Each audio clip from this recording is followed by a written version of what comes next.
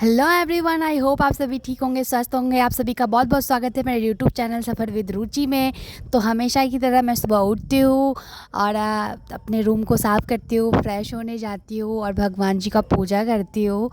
और अब जब से भगवान जी का पूजा करने लगी हूँ, पहले भी करती थी पर बीच में तबीयत ख़राब होने की वजह से छूट गई थी, तो बहुत शांति, बहुत पॉजिटिव एनर्जी फील होती है। फिर मैं अपने लिए खिचड़ी चढ़ा देती हूँ कि सुबह यही बन पाती है मॉर्निंग स्कूल में।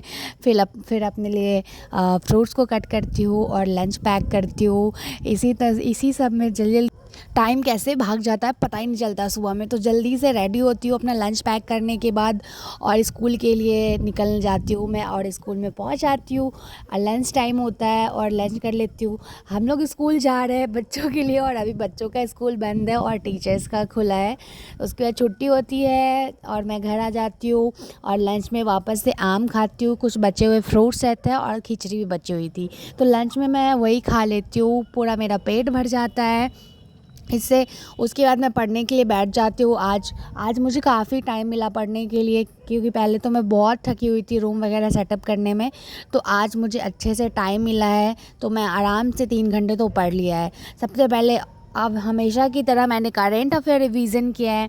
तो करेंट अफेयर का मैं कुछ क्वेश्चन छोड़ के जा रही हूँ। जैसे कि आज मैंने पढ़ा था कि हाल ही में किस देश के प्रधानमंत्री जो है उन्होंने अपने पद से इस्तीफा दिया है, तो आप बताइएगा और उनका नाम भी बताइएगा।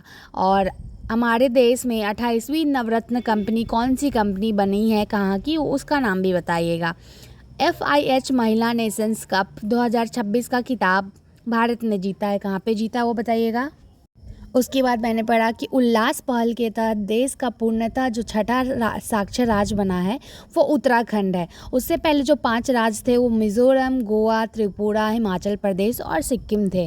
गर्मी बहुत है, आप अपना ज़रूर ख्याल रखिएगा, डिहाइड्रेशन से बचिएगा, पानी पीते रहिएगा, क्योंकि बिहार में तो बहुत ज़्यादा गर्मी पड़ रही है और बाकी सारे स्टेट्स में भी गर्मी पड़ रहे होंगे जहाँ पे अभी गर्मी का मौसम होगा। तो उसके बाद फिर मैं करेंट अफेयर पढ़ना शुरू कर देती हूँ रिवीजन करने के बाद। और करेंट अफेयर पढ़ने के बाद वापस से मैं मॉडर्न हिस्ट्री पढ़ने लगती हूँ। और आप लोग को पता है अभी मॉडर्न हिस्ट्री चल रहा है, जिसमें कि मैं कांग्रेस की स्थापना वगैरह पढ़ रही थी। कब स्थापना हुई ये तो मैंने कल ही पढ़ा था, और उसकी अभी रिवीजन करी। रिवीजन करने के बाद फिर आगे की पढ़ाई मैंने की।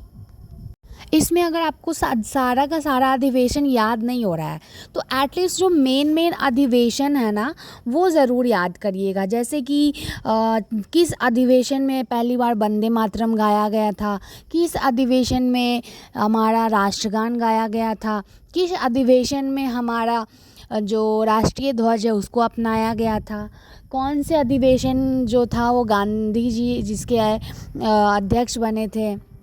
तो ऐसे कुछ अधिवेशन है जिसके महत्वपूर्ण पॉइंट है, वो अधिवेशन कहाँ कब हुआ था, कहाँ हुआ था, उन अधिवेशन की अध्यक्षता किसने की, ऐसे करके आप याद करिएगा। हो सकता है तो मैं अगर टाइम मिलेगा तो आप इसका एक चार्ट बना लूँगी और उसके बाद आपको पोस्ट कर दूँगी। वैसे डिलीवरी वाले भैया का कॉल आया और डिलीवरी, ये मेरे घर की डिलीवरी थी और यहाँ पे इस एड्रेस पे आ गई थी। कोई नहीं, घर जाऊँगी तो मैं ये लेते जाऊँगी।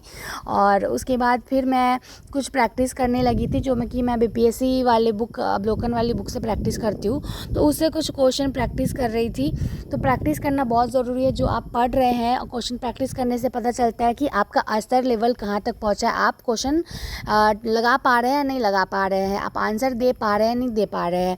इससे क्या है कि आपको आपकी गलती भी पता चलती है। आप जो कंटेंट नहीं समझ पा रहे, जो टॉपिक नहीं समझ पा रहे, उससे आप समझ पाएंगे। बाकी मिलते हैं नेक्स्ट ब्लॉग में। लाइक से सब्सक्राइब कीजिएगा।